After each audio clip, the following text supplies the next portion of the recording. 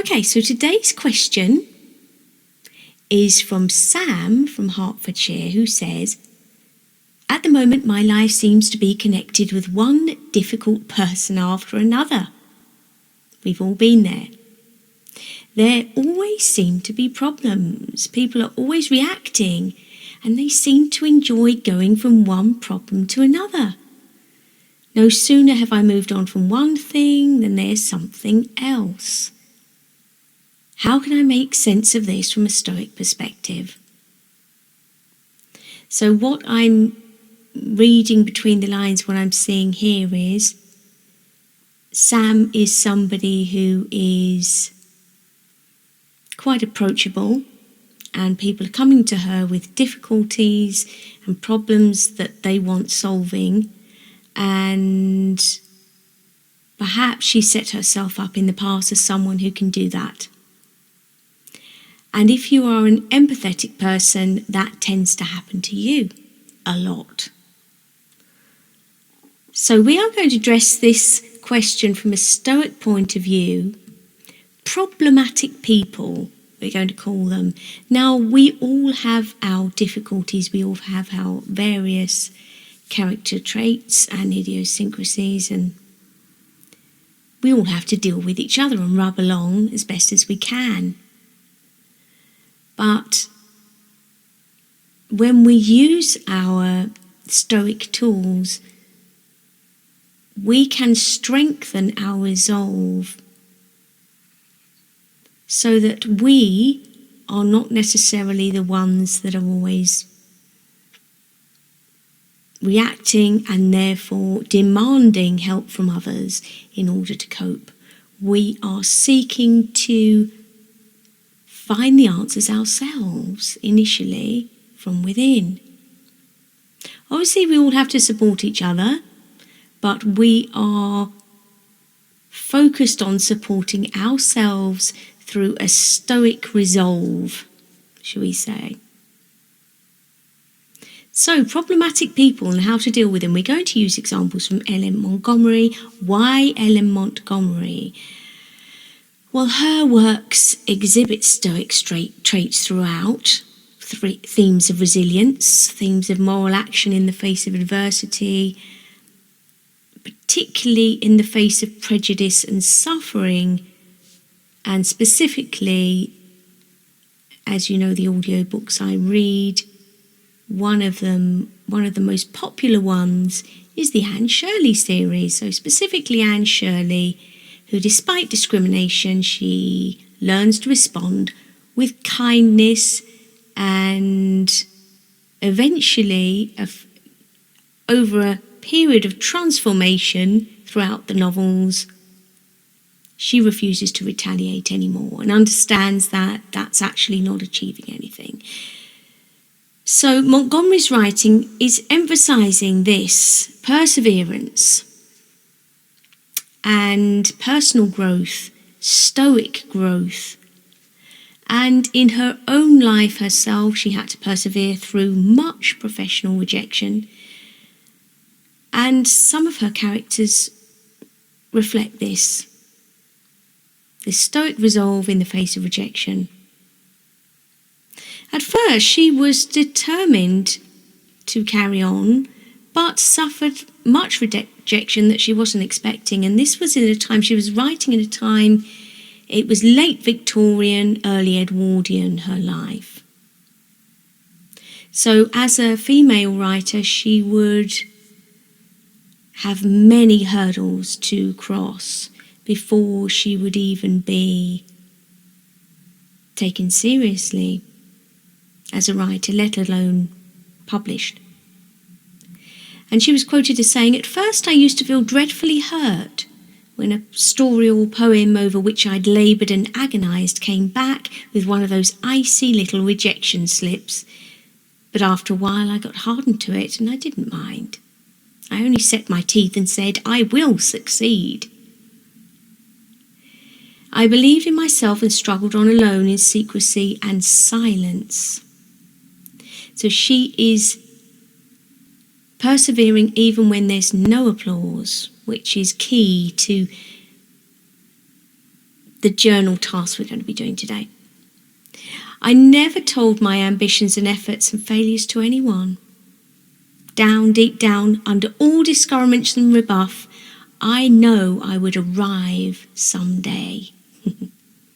How wonderful is that?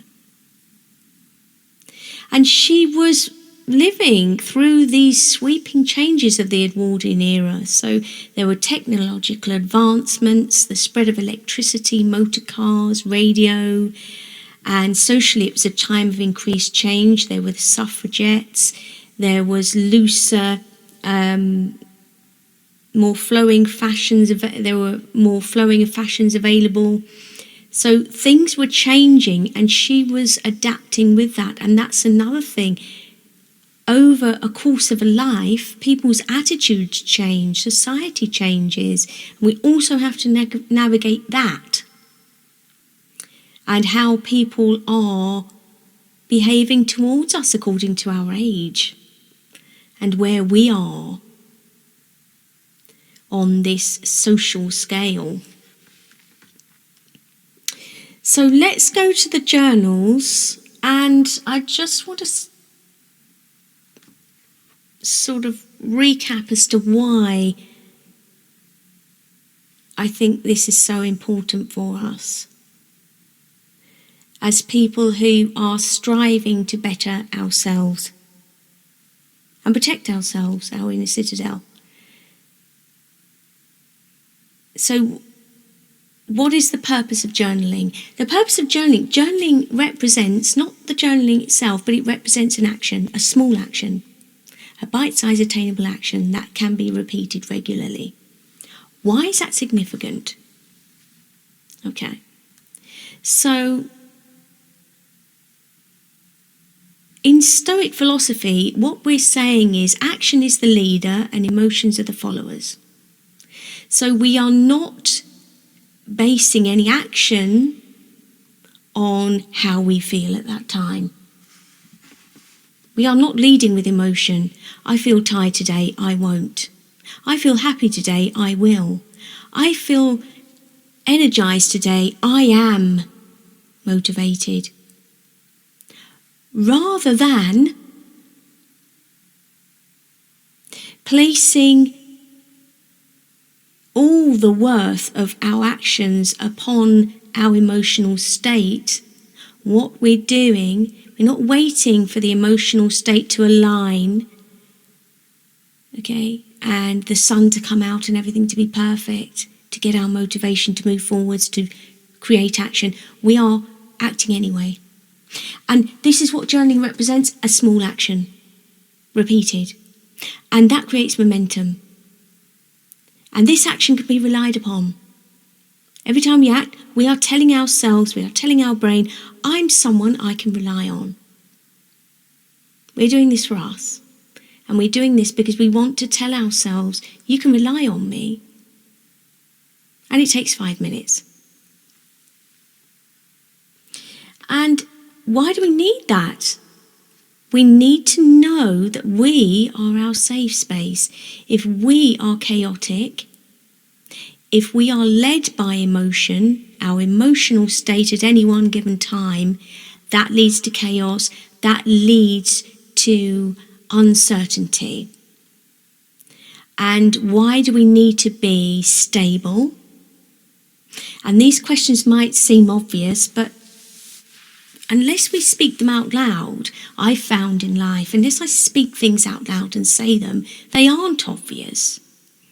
It's important to say the obvious so that it is spoken, so that we have voiced it. So why is it important to be stable? Because we're preparing ourselves for battle. Battle every day. We are going out there and we are arming ourselves with stability to be able to, in this case, regarding Sam's question, deal with difficult people. And there will always be difficult people. We know that. So what is our armour when we go out to battle? Our armour is our action, our strength of mind that exists because we have taught ourselves we are someone we can rely upon, we take little action every day. The bigger the action, the harder it is to maintain. That's why this is small. This is small. Writing in our journals is a small thing we can do. It's the same with meditation. It's the same with anything that's repeated regularly. The more you repeat it, the more bricks you are laying, the stronger your foundation. So what am I saying here? I'm saying every time I do a live, I'm saying get your journal out. Okay? Because even if you're just looking at it during the live, you know, this is my action. I am committed to, if I'm going to do this, and I'm not just going to sit here and listen to Stephanie, I'm actually going to take part. What am I going to do? I'm going to make a concerted effort to change something. So this is part of the change, listening to the live, the lesson. And the second step is the action. I know now. I have the tools, I have the knowledge, so it is my job now, okay, to take action. So this is passive learning. Listening to me is passive learning. And that's really important for knowledge. Especially you can go back and listen to the lives, you can go back and see them and the recordings, or listen to the Female Stoic podcast, and you can hear those to remind yourself. But the action is very small. And you don't need to remind yourself of that action because it's the same every day. And the reason I keep it small is so it's easy to repeat. And the reason it's easy to repeat is because repetition is the key to inner strength. Action before emotion. And if you repeat this habit over the next few months, you'll become a different person. You will become a stronger person because your actions have dictated your behaviour. And you are now, a month later, saying, I've proven to myself that I can rely on myself to keep that target, to stick to that every single day, to create stability in my life. That sounds, on the outside looking in, ridiculous. What? If I write a few lines every day, I've created stability and I'm a different person. But that's the craziness of it. When you are rewiring your brain, it only takes small reaction repeated regularly to do that. It doesn't need to be pomp and circumstance. You don't need to arrive in the carriage. The feathers on the horse's head, the head's held high. Oh, goodness me. Have you been listening to Black Beauty? How awful. Yeah, we don't need to do that. What we need to do is we need to repeat small actions consistently, continually. We are forcing ourselves to do it until it becomes second nature. And it's these small unseen efforts that are rewiring our brain. It's a cumulative evidence we are giving it. I am proving to myself. Now, if we go back to the question where we are considering Sam's question, how do I deal with difficult people? There are people around me who are reactive. Everything's a problem. Every time something comes up, I feel that I have to deal with it because no one else seems capable to deal with it. And as soon as I've dealt with one problem, there's another problem. And I don't really want to be the person who sits by and just lets everything go over me because I'm in a position of responsibility. I'm a mother, I'm a sister, I'm a daughter, a husband, a wife, whatever.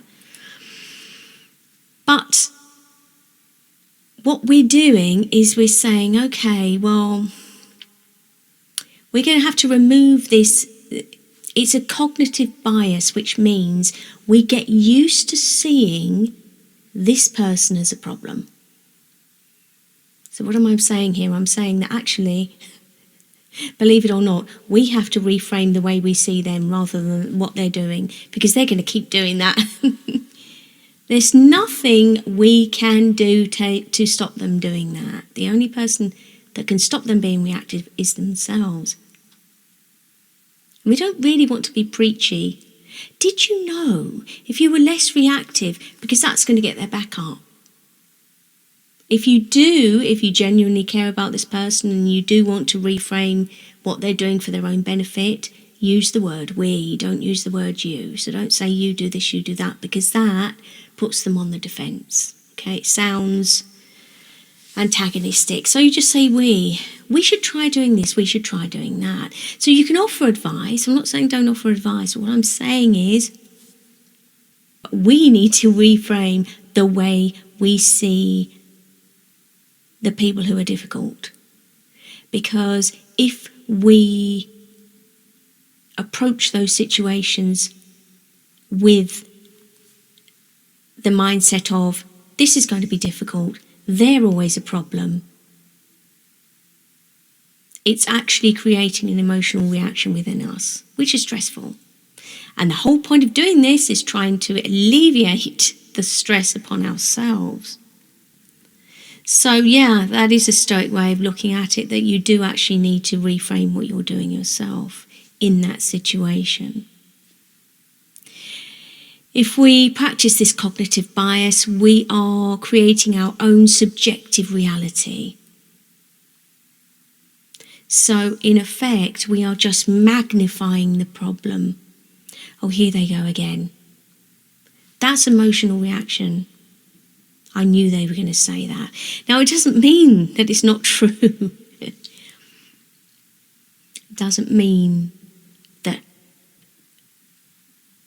they don't always do that, because they may well be a person who always does that. But we have to step back from historical patterns of behaviour and this cognitive bias, and we have to take each situation as a new situation. It's difficult. So the action we take in this situation is our response. And what's our response going to be? The only action we can take is to manage our response. And obviously that reinforces our inner citadel. It's very important for us to remember, and this is what I want to do in the journal today, it's very important for us to remember that difficulties keep us moving forward, okay? If we woke up tomorrow with no difficulty, if we had everything we wanted, would we progress? Would that make it easier to move forward? And the answer is no. That's a reality. Difficulty keeps us improving. Difficulty, challenges keep us improving. So, how do we prove that to ourselves that we can grow from this? We use our journal. So let's just go back to the journal. And what we're going to do in the journal, we're not going to say, why is this happening to me? What is this training me for? We are just going to write down this week a difficult moment. We're going to write down that moment, whatever it might be, a difficult interaction with another person. And once we've written down that interaction, underneath, we're going to draw our circle of control, because as we know, we have a dichotomy of control. Everything inside the circle we can control. We draw that circle, and we are going to talk about what we can control in that moment. So, let's start with an example. I am driving a car, and I'm driving within the speed limit, and there's somebody behind me and they're driving really close to me. This happened the other day. And they get closer and then further away, closer and then further away, and they seem to be driving very erratically, want to get round me, there's a real sense of negative energy coming from them. Even though they're in a car, you can just sense it, can't you? And they want to get round me, and I think, okay, do whatever you've got to do, but I'm not going to stop the pace of my car. I'm just going to carry on. I'm not going to speed. I'm not going to do anything else. And then what happens is eventually they overtake. And they are shouting all sorts of obscenities as they're overtaking. And there's two ways to deal with this. The first way, the way I deal with it, is I turn and I smile and I carry on. The other way to deal with it is to let that affect me. Silently seethe. Feel as though they've gotten away with something. How have they got the right to be that rude to me? It's not as if I've got nothing going on in my life. I was within the speed limit. I was doing the right thing. They were in the wrong. Playing that over and over again, so you become angry, almost humiliated. And this feeling that they've won is an overpowering feeling.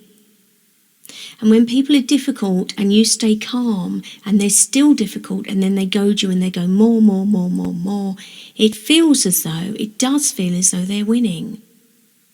Because they are attacking you and you are not defending yourself. So it seems. But the truth is you are defending yourself, and that's why they're attacking you.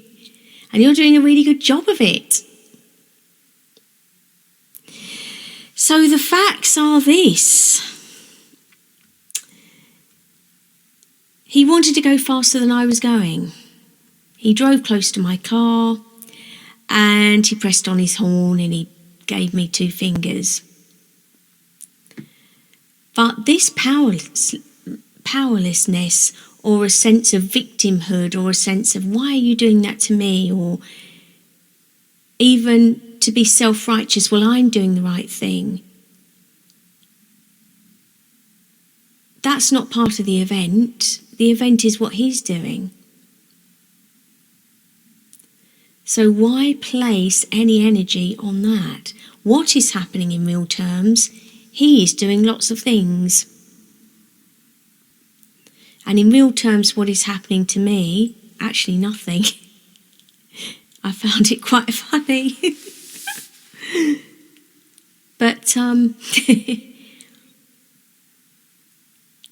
the point is, situations like that, I do not allow those situations to change my state of mind.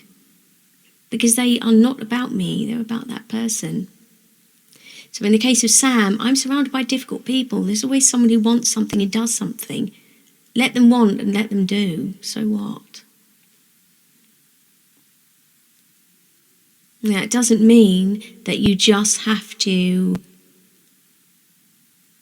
be a battering, a sort of battering post for people just to download everything on. You have to create boundaries, of course, which is back to where the journaling comes in. So just to use a quote from Epictetus, it is not events that disturb people, it is their judgments concerning them. Another person will not hurt you without your cooperation. You're hurt the moment you believe yourself to be hurt. This person is in a different car and he's a moron. And he's doing whatever he needs to do to get by. But I'm not hurt by that because he's in that self-imposed hell, not me. Through my repetition, my actions, my choices I make every day, my inner citadel walls are high. Now, it wasn't always that way. And this is part of the reason I teach Stoicism, because I actually learnt this myself. I didn't know anything when I was younger about the philosophy that is Stoicism. I taught myself to do that. To remain calm and maintain a sense of composure, because I realised that as an empathetic person, there are a lot of people taking advantage of that and abusing the situation. And that was slowly but surely eating away at me. So I realise I'm going to have to do something about this. And especially if they're people close to you, especially if they're family members or parents, or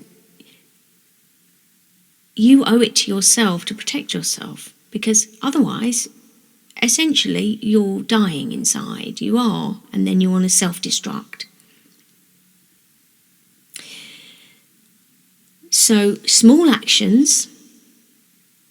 Now, the actions I took originally, when I was in my teenage years, were just to distance myself, just to escape, until I could work out what to do in the situation, which was not react, stay calm,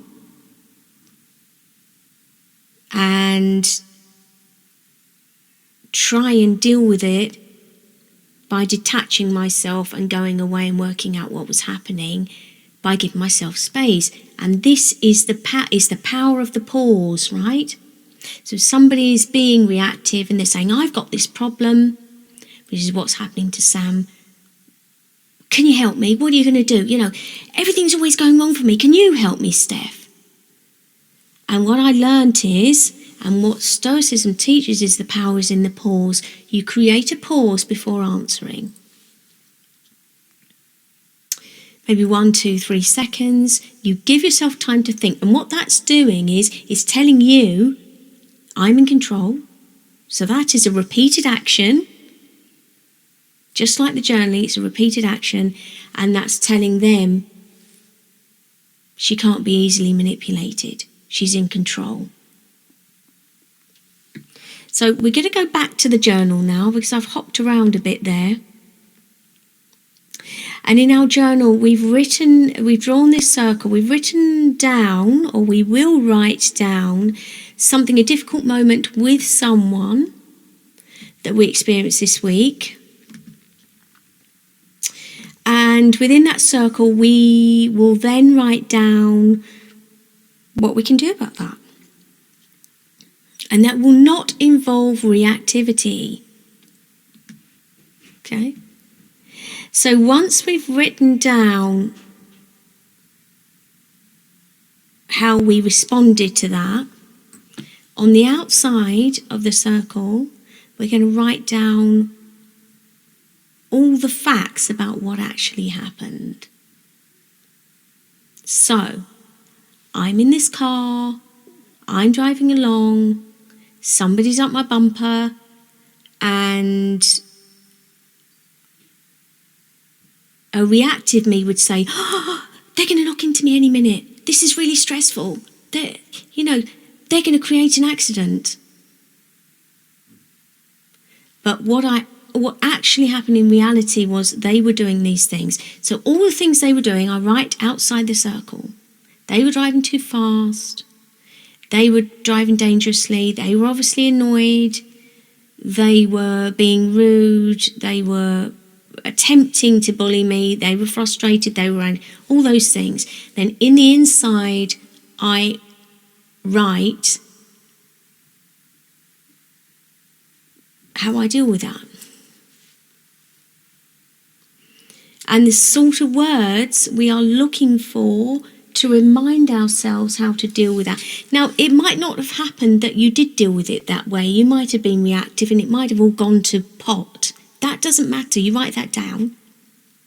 But in your circle, I want you to write down, in an ideal situation, how you would have dealt with that. Stay calm. The power is in the pause. Remember, I'm in control.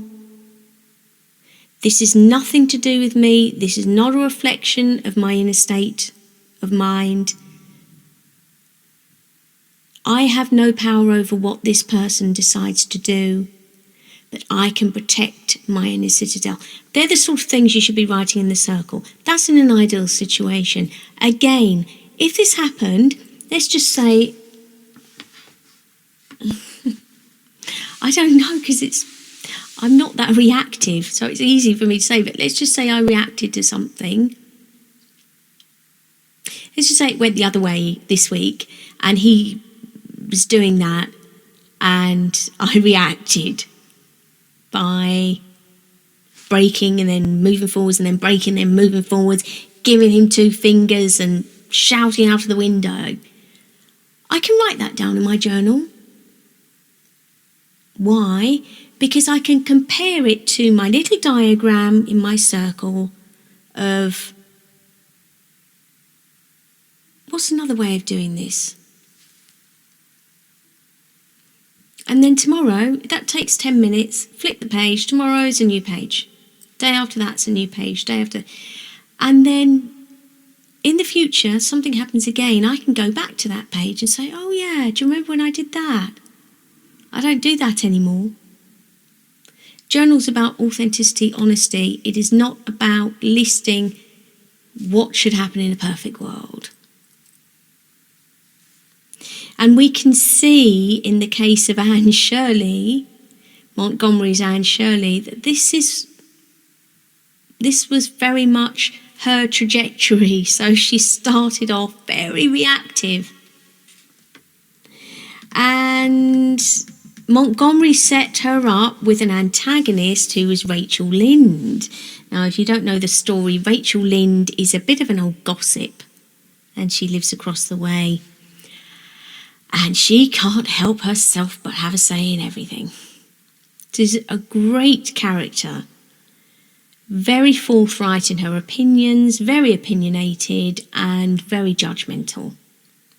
And you have this vulnerable little Anne Shirley turn up, and of course she has never had any guidance in her life. She's an orphan, and she's turned up to Avonlea, and she's not a boy, she's a girl, and she has red hair, which symbolises this reactivity. And she's like a lamb to the slaughter.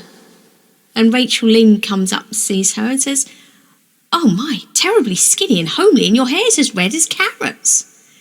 And of course, Anne Shirley sees red. That's a reactivity. So if she were journaling, that's what she would write. Today, I told Mrs. Rachel Lynde I gave her what for. Because what happens is she becomes deeply upset and angry, and she calls Rachel Lynde a rude, impolite and unfeeling woman. She runs to her room in tears. She slams the door. I'd rather spend my time profitably than squander it in idle gossip, she says later, meddling in other people's affairs. Now, she's not going to change Rachel Lynde. Rachel Lynde has been this gossip for decades. And what Anne has done as a little girl, she's about 12, 13, is she has let it affect her deeply, which of course we all do at that age. Rachel Lynde's temperament has not changed. It is the same. She goes home and she thinks the same things and she does the same things and she carries on as normal. Anne is up, down, devastated, destroyed momentarily, until she realises, very early on in the story, I don't have to mean my apology, I just have to say it. Because what's happened is she has had to learn very quickly, if I respond reactively to everything, I'm going to get kicked out of this opportunity and I am going to end up back in the orphanage. That's the message. So true to her character, she gives a dramatic and thorough, if somewhat insincere, apology to Mrs. Lynde, who then accepts it and admits she was a little hard on her. So this is a key moment in Anne's journey. She wants to become accepted in Avonlea, and it's contrasting, this is juxtaposing the fiery temper with Marilla, her adoptive mother, this pragmatic approach that she has to good behaviour. And it's saying, well, you don't need to be one or the other, but let's just have a bit of balance here. So again, if she were journaling, she'd write in her circle, create a pause before I say anything dramatic, before I react. Say something positive to Marilla to get her on side.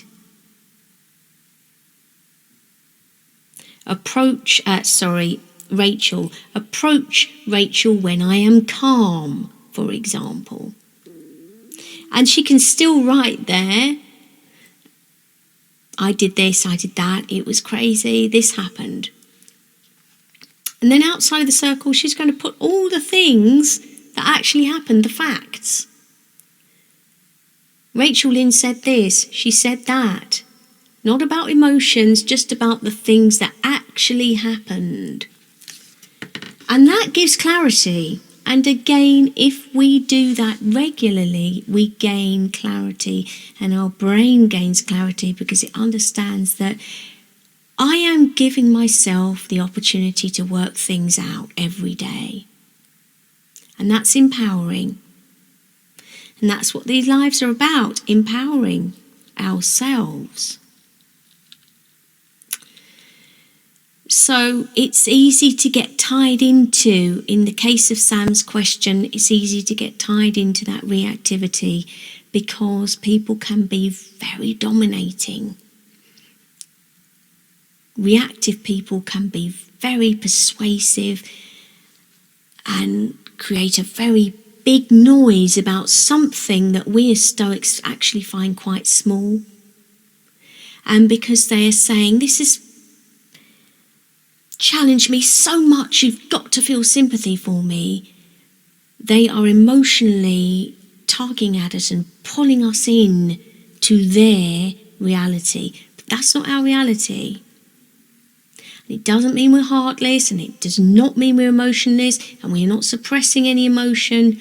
We are managing our response to their situation, and make no bones about it, it is their situation.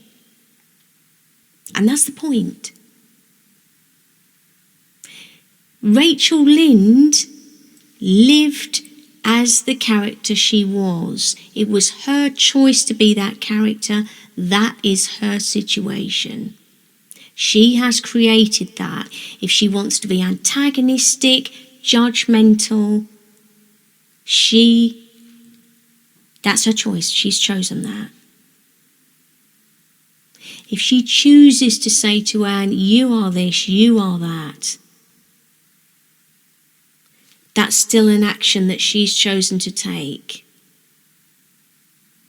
And over time, what happens is Ellen Montgomery documents the development of this child into young adult, who then becomes friendly towards Rachel, understands what she's dealing with, and practices an inner resolve around her, makes a decision. This person is always going to be a little bit antagonistic, so what am I going to do when I'm around her? How am I going to respond? What am I going to prepare myself for in those situations? And this is what this live today is about. It's about saying, rather than asking yourself, what can I do about these people? They always seem to, like moths to a flame, they're always coming and bringing their problems. The answer is you can't do anything about that. They'll keep coming. And the kinder and nicer you are, the more they come.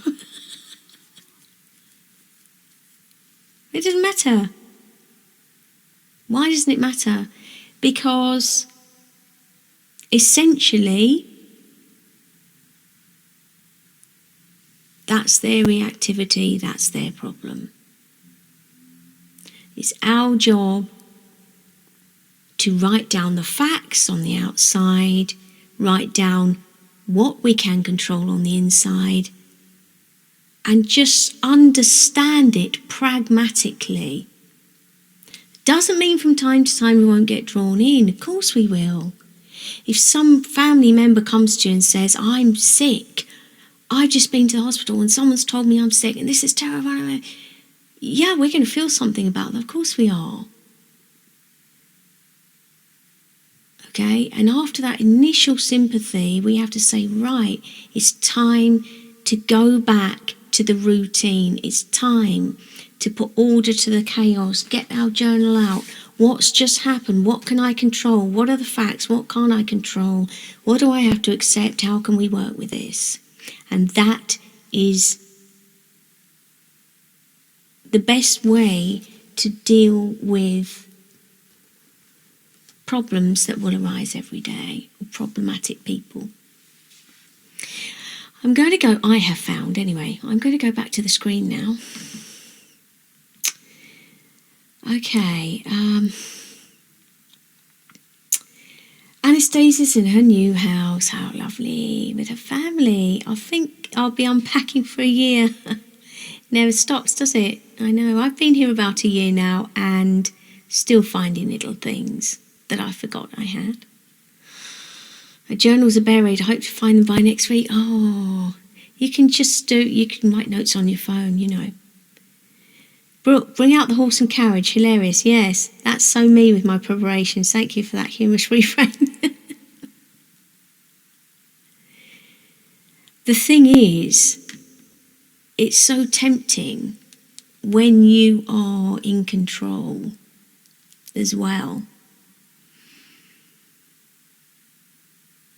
And people are behaving really foolishly around you. It's so tempting at times to feel like you're there and you are you've got the moral high ground and, well, I am actually living it. You're just speaking it, you people. But you know what? Sit in your own little carriage. No one needs to know about that. Turn up with your pomp and circumstance, but you're doing it for you. Nobody else needs to know about that. And that's the beauty of carving out a new identity for yourself. No one needs to know how brilliant you are, as long as you know. And that's the key. You know, this is going to sound absolutely crazy, but I'm going to say it. I'm going to put this out there. Quite often I say to myself, oh, Steph, I'm going to miss you when I die. And that sounds so ridiculous. But it's because I actually really like myself. And what I mean by that is, no one else needs to know that. I've got me. I've got my back. All the way. And if there's no one else waving the flag, that's okay, because I am waving that flag so high. Why? Because that's my guarantee. And we've got to have a guarantee in the chaos. We've got to have something that won't let us down. And that's what this is about. That's what it's about for me. And that repetition, yeah, Cassandra, yeah. That repetition, that's everything. That action before emotion is everything, because we are telling ourselves every day, I'm here for you, no matter what. No matter what. And that's such a nice feeling. Yeah, very much like a thought, says Joe, that a small action such as journaling every day leads to momentum and reliability and stability, and he's laying bricks with straw. Yes. Yes, it does feel empowering, Joe. Thank you. The value of keeping calm and not seething or reacting, that the power is in the pause. I love that phrase. How journaling can aid us in this way. Yes. Yes, lovely to hear from you, Joe. That's it. And it's those small things. And this is a small thing, this live. And this small thing, tapped into every week, the journaling, the power in the pause, the repetition of action, no matter how small, is your lifeline. So don't give it up, right? And I'll see you next Friday. Thanks for coming. Bye.